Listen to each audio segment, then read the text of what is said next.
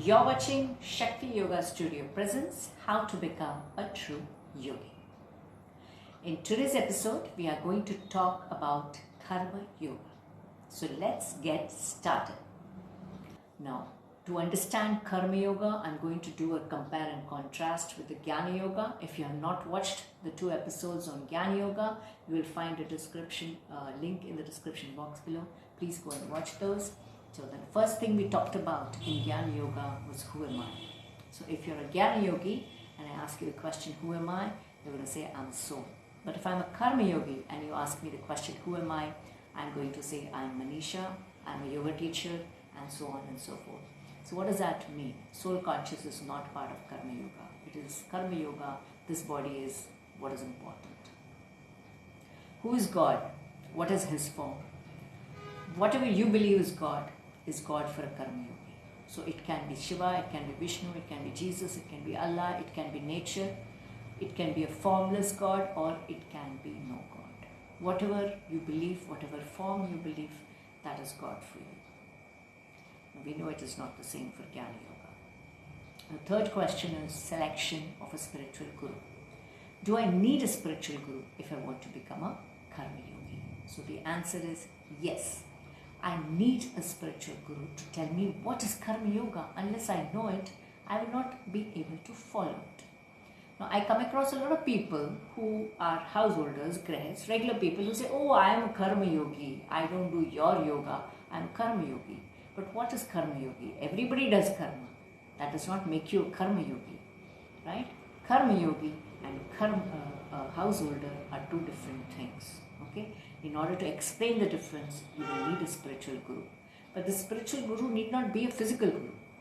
You can treat Lord Krishna as your spiritual guru and the Bhagavad Gita as your textbook. You can read that, you will understand what is the approach for a Karma Yogi. Now the fourth point here that I spoke about in Gyan Yoga also is detachment, right? Now detachment is something that will run through all the 4 parts of yoga, because attachment or karma or moha is what creates all the other problems that we have, right? So detachment is going to be key, but the approach will vary from one to the other. So what is the approach of detachment for a Karma Yogi? For a Karma Yogi, detachment is the Karma Yogi does not take ownership. To explain that, let me give you an example. Now I have a mother who has a child, a young child, and the mother looks after the child. So she is responsible for waking up the child, giving the baby a bath, dressing it up, feeding the baby, playing with the baby, taking it out for a stroll, putting the baby to sleep, so on and so forth. Now in another scenario, there is a nanny. She also does the same activities for the baby. What is the difference? Here the mother has the ownership. It's her child, right? Sometime in the future, as a mother, she will say that I'm your mother, you should listen to me. But the nanny is never going to say to the child, when the child grows up, I'm your nanny, you have to listen to me, right? So there's an ownership here. That ownership is not there. However, the duties are being done in both the scenarios. Now a householder or a grahist, a typical person, a mother will be what I have described. But a Karma Yogi, a mother who is a Karma Yogi, will be like a nanny. She will do all the duties of the mother, right? Looking after the child. But she will not take ownership. She will give the ownership. She will treat as if the ownership is with God, right? That is the difference between a mother and a mother who is a Karma Yogi. Now, the 5th point that we had is what is the karma for a Karma Yogi? Now, what is karma for a Karma Yogi? It is their dharma. What is dharma here? It is not your religion, but your duty. So what is my duty in all the roles that I play? Duty as a child, duty as a sibling, duty as a spouse, duty as a parent, duty as an employee or an employer or a business person or an artist, whatever, as a citizen of the country, as a person who belongs to the society, as a citizen of this world, right? Each of these roles of the body comes with certain responsibilities, certain duties, and the Karma Yogi is going to do all of these to the best of his capability without taking ownership, right? Dedicating the ownership to God. In order to understand this better, let us look at a story. One of the famous examples of a karma yogi is King Janaka. One day, a sadhu, he heard that King Janaka is a karma yogi. He thought, how can a king be a karma yogi? How can he be a yogi? He is surrounded by all the luxuries of life, all the comforts, all the wealth. How can such a person be a yogi? So he decided to go and find out. So he went to the kingdom of King Janaka. So when he entered the kingdom, he found that the kingdom was very beautiful. Each of the houses were beautifully decorated and colored, and the streets were beautiful. There were parks and ponds and fountains, and the people were happy and gay. The children were playing around in the street. There were bazaars at places where people were selling all kinds of clothes, delicious things to eat. There were places where music was being played, people were dancing.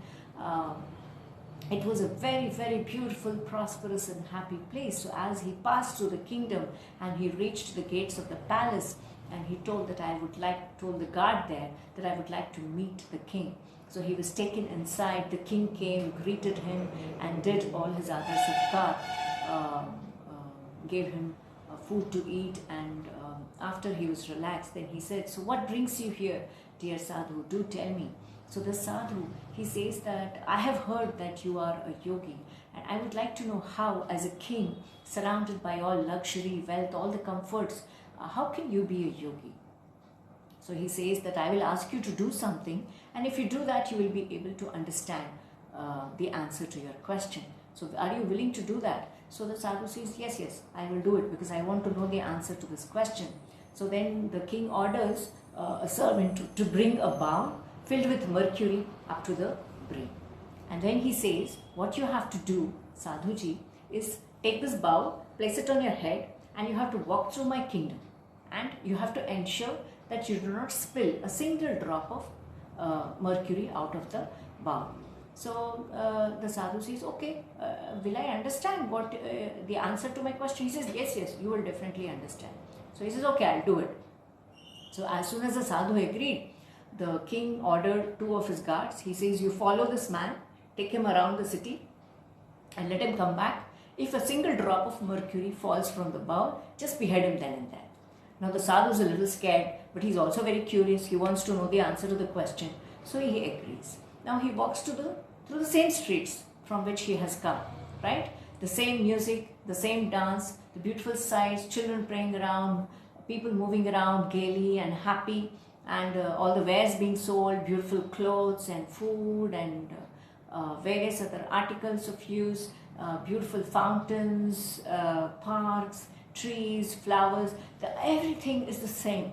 And he walks around, but his focus is that he doesn't want a single drop of mercury to come down, because if it comes down, the guards are going to behead him then and there. He's worried about the potholes that are coming. He's worried about the children that are running around him, so that if they dash him and by chance he tilts and mercury falls out of his bowl.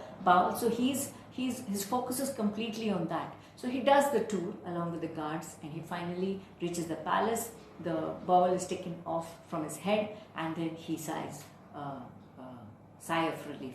Okay, so then he says, okay, so he says, the king asks him, so you have been around the city? He says, yes. So did you enjoy the sights, the beautiful streets, the bazaars, the music, the dance, the parks, the beautiful parks with such lovely trees and flowers and fruits?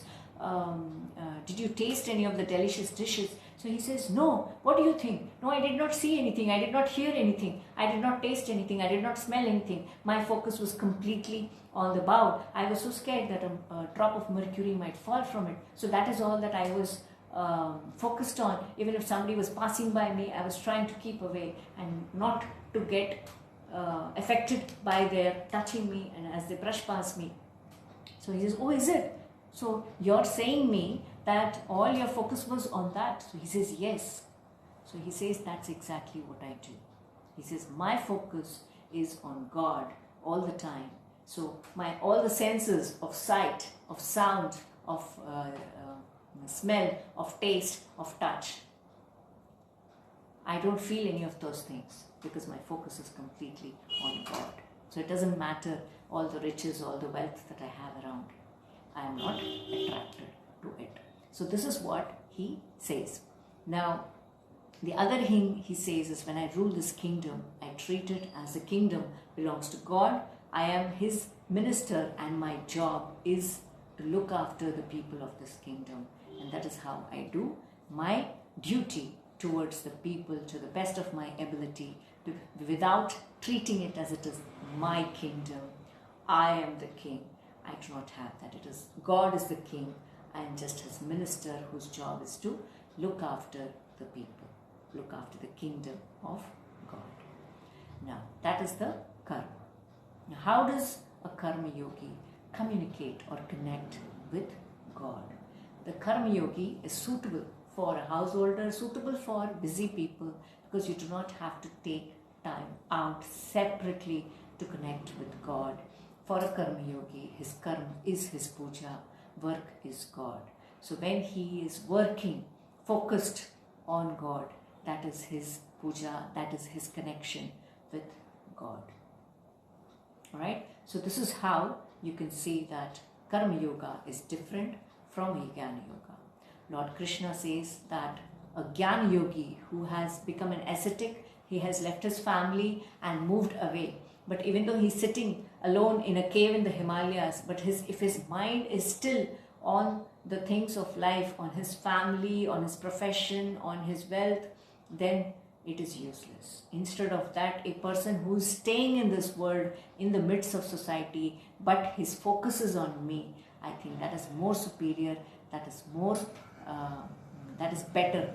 Karma yogi is shreshta than a Gyan yogi. Right? With that, we are going to close this episode. So thank you very much. Have a nice day. God bless you.